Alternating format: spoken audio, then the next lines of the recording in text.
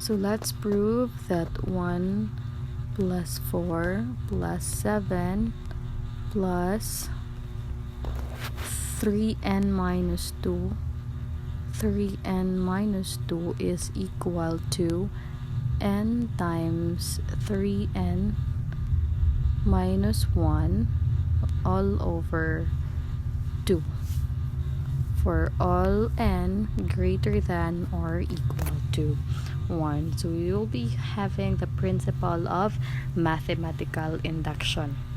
Now in this example, we need to show that the left side is equal to the right side. So the principle of mathematical induction has two steps or has two cases. We have first the base case, okay, and the second one is the inductive case. Now let's start proving. So this is our proof. Let's begin with a statement for all n greater than or equal to 1, let p sub n be the statement,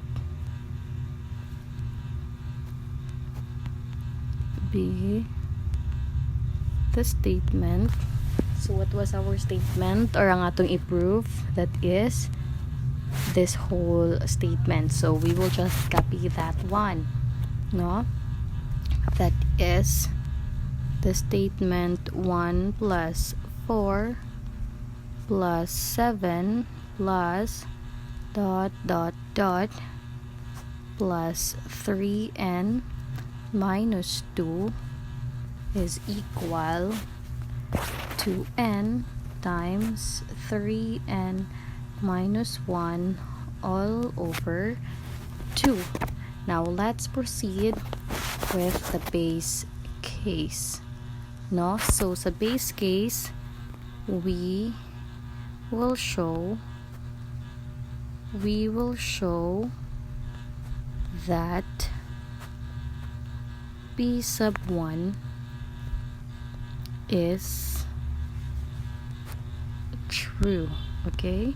So here, si p sub 1, this is the first term of your sequence on the left side. Let's look at that, no? So first term sa ato ang sequence is 1, so that would be our p sub 1. Alright, then let's continue. That is, let's show it, no? So si p sub 1, diba, it is from the general form p sub n, and then we will show that p sub 1 is true. So thus, it's safe to say that n is equal to 1, no? So let's begin. Our p sub 1 is 1, and then we will equate that to the right side of the equation. Ang right side sa ato equation is kani n times 3n minus 1 all over 2. So let us copy that one. N times, okay, n times 3n minus 1 all over 2. Now, stay ra gihapon si 1 sa left side, and then we will substitute 1 to all the n's here. So from n, that will become 1, no? 1 times 3 times 1 minus 1 all over 2, as is si 1 sa left side. Next, let's start copying 1, no? And then we have 3 times 1, that is 3, minus 1, that is 2, all over 2. Okay, now 2 divided by 2 is just equal to 1, and then copy sa left side si 1, no? 2 divided by 2, that's 1 times 1, that is 1. Or you could also say 1 times 2, that is 2. divided by 2, that is 1. So we have successfully proven or shown that P sub 1, okay, P sub 1 is equal to the right side of the equation. So after that, we will say, sumpay raha diri ang sumpay. Thus, P sub 1 is true. You can also use other like P sub 2, P sub 3, P sub 4, P sub 5. Okay? For example, the same sequence. 1 plus 4 plus 7 plus dot dot dot plus 3n minus 2 equals n times 3n minus 1 over 2. So, pwede P sub 2, P sub 3, P sub 4, P sub 5, P sub 6. Sila unta na P sub 2, no? So, we will show that P sub 2 is true. So, si P sub 2, that is the first two terms of your sequence. We have 1 plus 4. I-equate na nato sa right side ng ato equation. So, that is n times 3n minus 1 all over 2. Next, here diba si P sub 2 man, so thus n is equal to 2. Now, copy sa left side, 1 plus 4, but 1 plus 4 is just equal to 5. So, yat na to 5, and then here, pulihan na to si n ng 2. Okay? So, this is 2, 3 times 2 minus 1 all over 2. Okay? Now, let's continue here. 5 is equal to 3 times 2, that is 6, minus 1, that is 5. No? So, we have 2 times 5 over 2. So, copy sa left side, 5. Here, pwede na to ni ma-cancel out. Since 2 divided by 2, okay? 2 divided by 2 is equal to 1, no? Times 5, that is also 5. So, that means P sub 1 is true. O P sub 2 is true. Oh? So, kung maglibog dyan, mag-cancel-cancel, pwede ra kan sub 2 times 5, that is 10, divided by 2, 5 ra gihapon. So, the same ra si dyan, no? In mathematics, there are many ways to kill a cat. So, that depends on you kung ano idyo gamiton. P sub 1, P sub 2, P sub 3, P sub 4, and so on. Pag-abot sa base case. Okay? Now, let's go to the second part of our proof, which is the inductive case. So, sa inductive case, okay, here, the second part, you start with the line, suppose K is greater than, okay, suppose K is greater than or equal to 1 and P sub K holds, no? Now, we want to show, that P sub K plus 1 is also true. Alright, so we want to show that P sub K plus 1 is also true. That is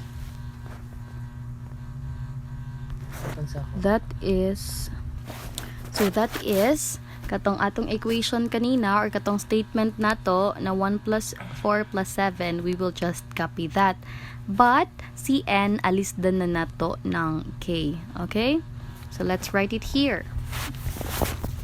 1 plus 4 plus 7 plus dot dot dot plus 3n man to, diba? So we will replace n with k. That becomes 3k minus 2 equals sa left side, instead na n, k na ang ato gamiton, no? So we have k times 3k minus 1 all over 2. Okay, so next, we copy this whole line. 1 plus 4 plus 7 plus dot dot dot plus 3k minus 2. Okay, so after here, ang last na term nato sa left side, i-copy nato, but si k mahimo na ng k plus 1. So i-add nato ni plus 3 times si k, it becomes k plus 1 minus 2. Ana, ho? So si k mahimo ra ng k plus 1. And then on the left side, k would also become k plus 1. So this is what happens. K plus 1 times 3 times k plus 1. Alright, minus 1 all over 2. No? So we will show that the left side of this equation is equal to the right side. Now let's move on. Dirito sa next slide. No? Ikapi ko ra kan diri pagsuyat. 1 plus 4. Okay, 1 plus 4 plus 7 plus dot dot dot plus 3k minus 2 plus 3 times k plus 1 minus 2, alright, is equal to k plus 1 times 3 times k plus 1 minus 1 all over 2. So kaniha gikapi lang na nako si sa last nato nagisuyat 3 continuation lang kibali. Now let's have it here. We all know, di ba, we claimed, nag-assume kita na kaninga statement here, kaninga statement is just equal to the right side. So we can replace this statement with what is on the right side, no? So this becomes k times 3k minus 1 all over 2 plus 3 times k plus 1 minus 2. Okay? So again, kaninga statement, nag-claim man kita na equal ra si dyan ng k times 3k minus 1 all over 2. So gialisdan ra nato, gi-substitute lang nato. Okay? And then we copy what we added. Next. Equals. Here, we have k, alright, k times k plus 1 times 3 times k plus 1 minus 1 all over 2. So next, diri kita sa left side ng ato equation. Left side ra kan anay kita maguna, no, para maisara. So sa left side, we have fraction and whole number. Now, we cannot directly add fraction and the whole number, diba? So, maghanap kita ng LCD. In this case, ang ila LCD or least common denominator is 2. So, we have here 2. Now, 2 divided by 2, that is 1, times the numerator is the numerator itself. So we have k times 3k minus 1 plus copy ang kanina operation. Next, 2 divided by 1. Ngano divided by 1? Because we all know basta whole number, automatic ang iyang denominator is 1. So 2 divided by 1, that is 2 times the numerator, then we have 2 times ang numerator nato, that is 3 times k plus 1 minus 2. Okay? Now, let's have it here on the left side. So copy na to si k plus 1. Next, 3 times k, that is 3k. 3 times 1, that is 3. I-copy na to si last term na negative 1 all over 2.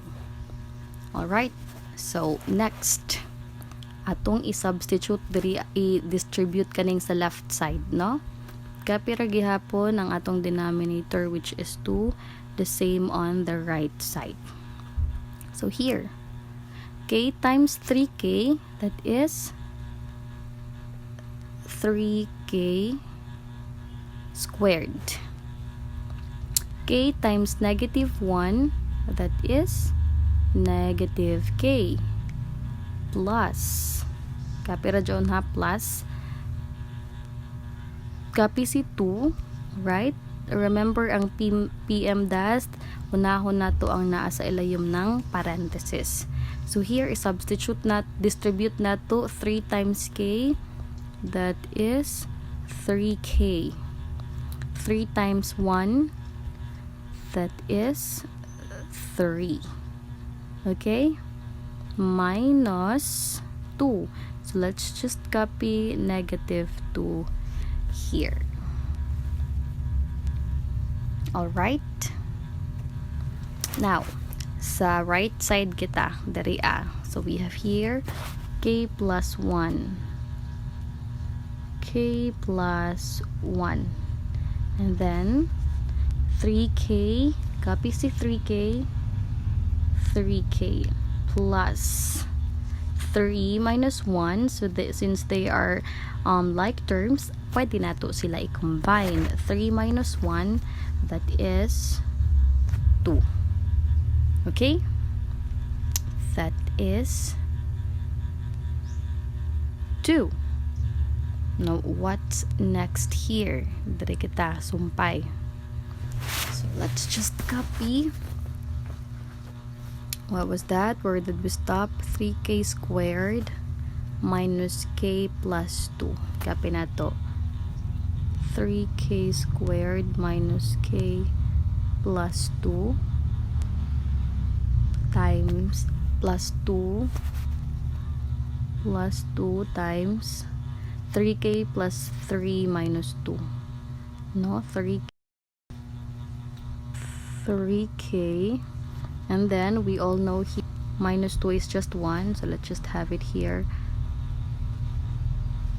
3 minus 2 is just 1, so let's have it here, plus 1. Okay? All over 2. All over 2. Then next, sa right side kita. Copy si k plus 1. Okay, let's have copy it here. K plus 1 times 3k plus 2. We have 3k plus 2 all over 2. So next here, let's have it on the left side first. Okay, so copy si 3k squared minus k plus 2 times 3k, that is 6k. 2 times 1, that is 2. Now on the left side, we have k plus 1 times 3k plus 2. So let's multiply that 1 using the FOIL method. K plus 1 times 3k plus 2. Okay? Now 3 times k, that is 3k squared. 3 times 1, that is 3k times 1, that is 3k. 2 times k, that is 2k. 2 times 1, that is 2. So we will combine the like terms. Remember, when you combine, dapat parehas sila na variable o parehas pod sila ng exponent. In this case, 1 parehas ila exponent o parehas variable na k, so we can combine that, no? let's have 3k squared plus 3k plus 2k, that is 5k plus 2. So here, ang product di ay ani nila duha is 3k squared plus 5k plus 2. So let's write it here, 3k squared plus 5k plus 2. So this is final already, 3k squared plus 5k plus 2 all over 2. Now here, diri sa left side, 3k squared. Let's copy 3k squared. Negative k plus 6k. So that is 5k positive plus 2. Okay, so here, pag variable ra gani ang given, automatic ang numerical coefficient ana niya is 1. So it's just like negative 1 plus 6, it's 5, and then copy the variable k. So we have 3k squared plus 5k plus 2 on the left side. Unya, let's check if equal ba kaning if equal ba kaning atong left side sa right side. Okay, we have 3k squared plus 5k plus 2 all over 2 on the left. And on the right, 3k squared plus 5k plus 2 all over 2. So that means that they are equal. Okay? So therefore, let's write it here. Therefore, p sub k plus 1 holds.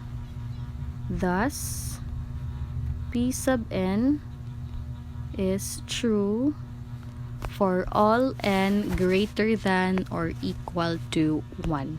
So that ends our proof. Okay? If you still have doubts and questions, you may directly comment it down below. Okay, thank you for listening. Bye-bye.